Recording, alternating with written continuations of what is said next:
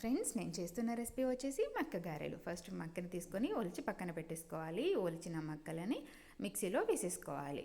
వేసుకున్న తర్వాత ఫ్రెష్గా వాష్ చేసి పెట్టుకున్న 2 రెమ్మల కరివేపాకు, 8 నుంచి 10 వెల్లుల్లి రెబ్బలు, కొద్దిగా కొత్తిమీర, చిన్న అల్లం ముక్క, 8 నుంచి 10 పచ్చిమిరపకాయలు, రుచికి సరిపడా సాల్ట్, 1 టీ స్పూన్ ఆఫ్ జీలకర్ర పొడి, హాఫ్ టీ స్పూన్ ఆఫ్ ధనియాల పొడి వేసి మిక్సీ పట్టేసుకోవాలి. మీ మిక్సీ పట్టిన మిశ్రమాన్ని ఒక బౌల్లోకి తీసేసుకోవాలి.